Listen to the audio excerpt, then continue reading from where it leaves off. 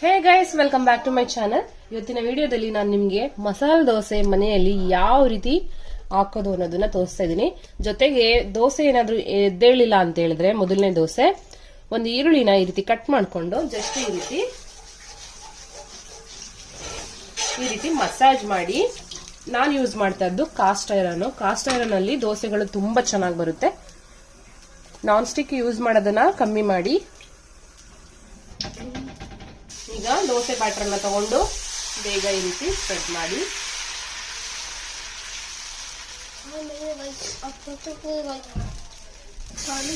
Same level, I like same thickness in every single area. When you first did it, it looked like it was in the same. ಈಗ garlic chutney powder ಇದೆ, ಅದನ್ನ ಹಾಕೋಣ. ಮನೇಲಿ ಕೂಡ ಮಾಡ್ಕೊಳ್ಬಹುದು. Make sure to break it up before you pour it. ಈಗ ಸ್ವಲ್ಪ ಬೆಣ್ಣೆಯನ್ನು ಹಾಕೋಣ. Like to have a nice sizzle. ಸ್ವಲ್ಪ ಎಣ್ಣೆಯನ್ನು ಹಾಕೋಣ. Where's that on?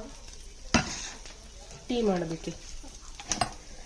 ನೆಕ್ಸ್ಟ್ ಅದೇ ಈರುಳ್ಳಿದು ಈ ರೀತಿ ನಾನು ಒಂದು ಕಡ್ಡಿಯಲ್ಲಿ ಅಥವಾ ಫೋರ್ಕ್ ಅಲ್ಲಿ ಚುಚ್ಕೊಂಡು ಈ ರೀತಿ ಮಸಾಜ್ ಮಾಡಿದ್ರೆ ಆನಿಯನ್ ಚಟ್ನಿ ಪೌಡರ್ ಏನಿದೆ ಎಲ್ಲ ಕಡೆ ಈವನ್ ಆಗಿ ಸ್ಪ್ರೆಡ್ ಆಗುತ್ತೆ.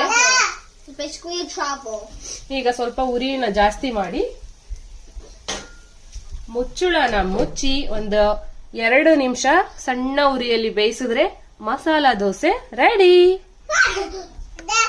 ಈಗ ಆ ಕಡೆ ಸ್ಟವ್ ಅಲ್ಲಿ ನಾನು ಆನ್ ಮಾಡಿ ಇಟ್ಬಿಟ್ಟಿದ್ದೀನಿ ಟೀ ಮಾಡೋಣ ಅಂತ. ಟೀ ಮಾಡೋದಕ್ಕೆ ನಾನು 1 ಗ್ಲಾಸ್ ನೀರು, 1 ಗ್ಲಾಸ್ ಹಾಲು, 2 ಚಮಚ ಟೀ ಪೌಡರ್, 2 ಚಮಚ ಸಕ್ಕರೆ ಹಾಕ್ತೀನಿ.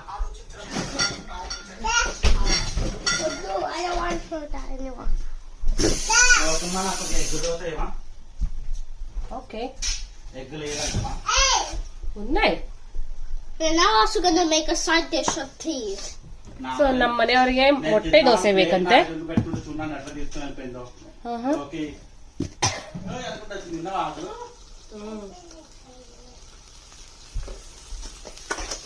ಈಗ ಟೀ ಮಾಡ್ತಾ ಇದ್ದೀನಿ. ಟೀಗೆ ಟೀ ಪೌಡರ್ ಹಾಕಿದ್ದೀನಿ. ನನ್ನ ಮಗ ಆ ಕಡೆ ಈ ಕಡೆ ಓಡಾಡ್ತಿದ್ದಾನೆ.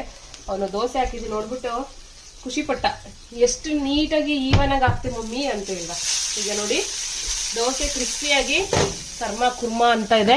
Already in about like 30 seconds, 30 to 40 seconds. It's already crispy. ದೋಸೆನ ತೆಗೆದು ಕೊಟ್ರೆ and ready to ಖುಷಿಯಾಗಿ cook over. ತಿಂತಾರೆ.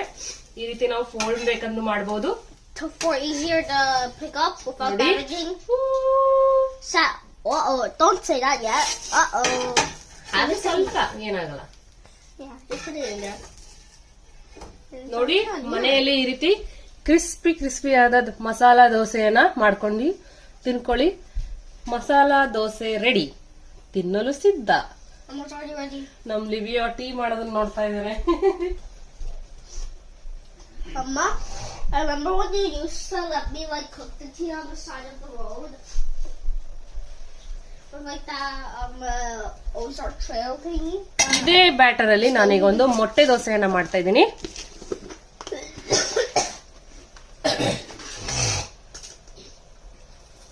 Some sugar to make it sweet. Like everybody knows. I need to cut them.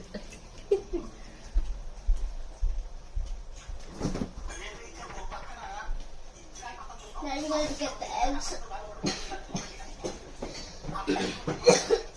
Masala dosa ಕರ್ಮ ಕುರ್ಮಾ ಅಂತ ಬರ್ಬೇಕು ಅಂತ ಹೇಳಿದ್ರೆ ಒಂದೇ 1 ಟೇಬಲ್ ಸ್ಪೂನ್ ಅಷ್ಟು ಕಡಲೆಬೇಳೆಯನ್ನು ಹಾಕಿ, ಅವಾಗ ನಿಮ್ಗೆ ಕರ್ಮ ಕುರ್ಮಾ ಅಂತ ಬರುತ್ತೆ.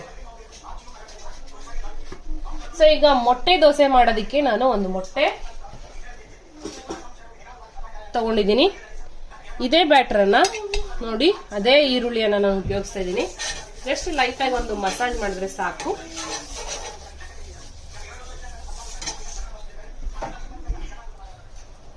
ಈಗ ಬ್ಯಾಟರ್ ಅನ್ನ ಹಾಕೋಣ.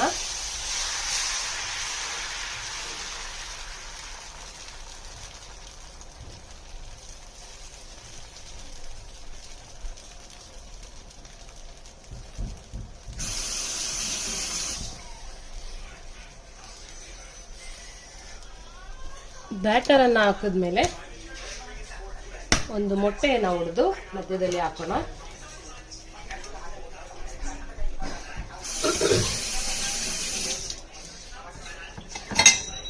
ಈ ಮೊಟ್ಟೆಗೆ ಲೈಟ್ ಆಗಿ ಮಸಾಜ್ ಮಾಡಬೇಕು. ಈ ರೀತಿ ಮಸಾಜ್ ಮಾಡೋದ್ರಿಂದ ಈವನ್ ಆಗಿ ಸ್ಪ್ರೆಡ್ ಆಗುತ್ತೆ.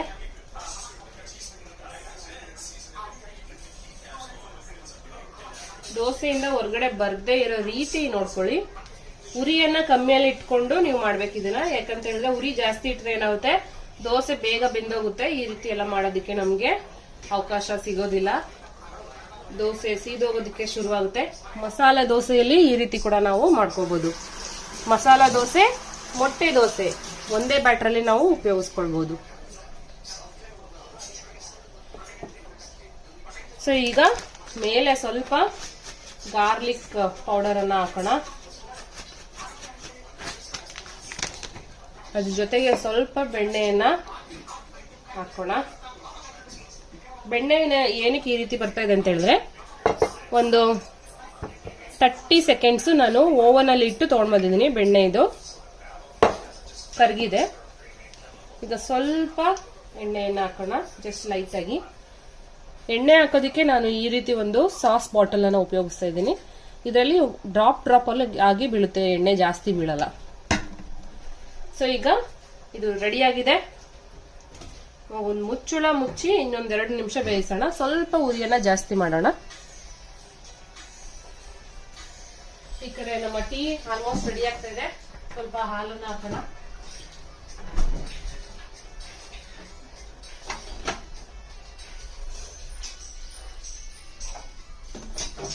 ಟೀಗೆ ನೀವು ಬೇಕಂದ್ರೆ ಜಿಂಜರ್ ಕೂಡ ಹಾಕೊಳ್ಬಹುದು. ಅದು ಬೇಡ ಅಂತ ಹೇಳಿದ್ರೆ ಏಲಕ್ಕಿ ಪೌಡರು ಹಾಕೊಂಡ್ರೆ ತುಂಬಾ ಚೆನ್ನಾಗಿರುತ್ತೆ. ಏಲಕ್ಕಿ ಪೌಡರು ಮತ್ತೆ ಕುಂಕುಮದ ಹೂವು, ಕೇಸರಿಯನ್ನು ಹಾಕೋದು ಕೂಡ ನಮ್ಗೆ ದುಬೈ ಚಾಯ್ ರೆಡಿ ಆಗುತ್ತೆ. ದುಬೈಯಲ್ಲಿ ಟೀಗೆ ಏನಾಗ್ತಾರೆ ಅಂತ ಹೇಳಿದ್ರೆ ಸ್ವಲ್ಪ ಏಲಕ್ಕಿ ಪೌಡರು ಮತ್ತೆ ಸ್ಯಾಫ್ರನ್ ಎರಡೂನು ಮಿಕ್ಸ್ ಮಾಡಿ ಹಾಕ್ತಾರೆ. ಅದರಿಂದ ಡಿಫ್ರೆಂಟ್ ಫ್ಲೇವರ್ ಬರುತ್ತೆ, ತುಂಬಾ ಚೆನ್ನಾಗಿರುತ್ತೆ, ಟೇಸ್ಟ್ ಆಗಿರುತ್ತೆ. ನೀವೇನಾದ್ರು ಗೋಲ್ಡ್ ಶಾಪ್ಗಳಿಗೆ ಹೋದ್ರೆ ಅಲ್ಲಿ ಟೀ ಕೊಡ್ತಾರೆ. ಒಂದ್ಸರಿ ಕುಡಿದ್ ನೋಡಿದ್ರೆ ಮತ್ತೆ ಮತ್ತೆ ಕುಡಿಬೇಕು ಅನ್ಸುತ್ತೆ.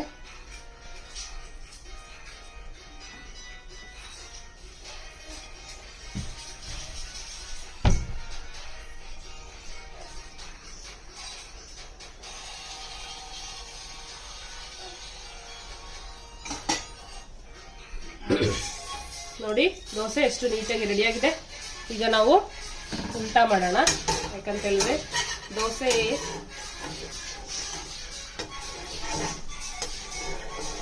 ಮಸಾಲ ಎಗ್ ದೋಸೆ ಆಗಿರೋದ್ರಿಂದ ಎಗ್ ಸ್ವಲ್ಪ ಮೇಲೆ ಕೂಡ ಒಂದೇ ಒಂದು ಲೈಟ್ ಆಗಿ ಸ್ವಲ್ಪ ಬೇಯಿಸೋಣ.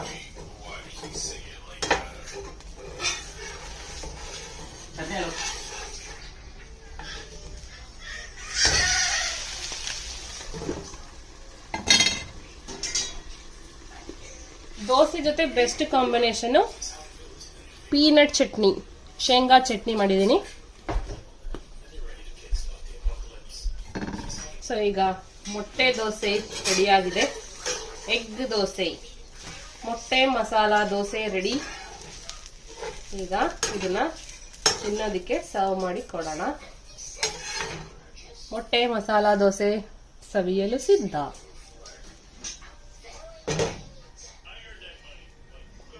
ಸೊ ಈಗ ಮತ್ತೊಂದು ಮಸಾಲ ದೋಸೆ ಮಾಡ್ತೀನಿ ನಾನೀಗ.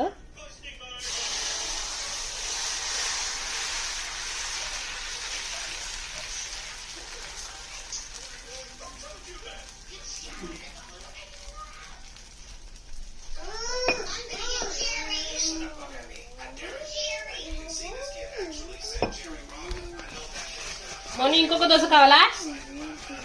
మోని మోని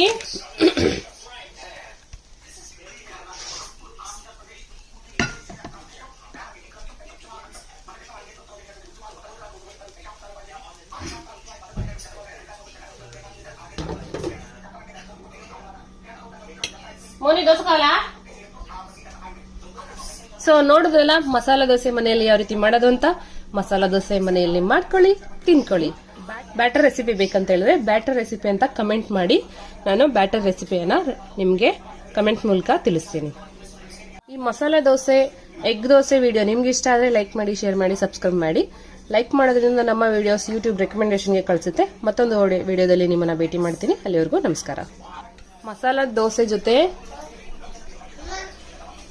ಟೀ, ಏಲಕ್ಕಿ ಪೌಡರ್ ಟೀ ಮಾಡ್ತಾ ಇದ್ದೀನಿ. ತುಂಬ ಚೆನ್ನಾಗಿರುತ್ತೆ, ಕಾಂಬಿನೇಷನ್ ಬೆಸ್ಟ್ ಆಗಿರುತ್ತೆ. ಟ್ರೈ ಮಾಡಿ ಒಂದ್ಸರಿ ಮನೆಯಲ್ಲಿ.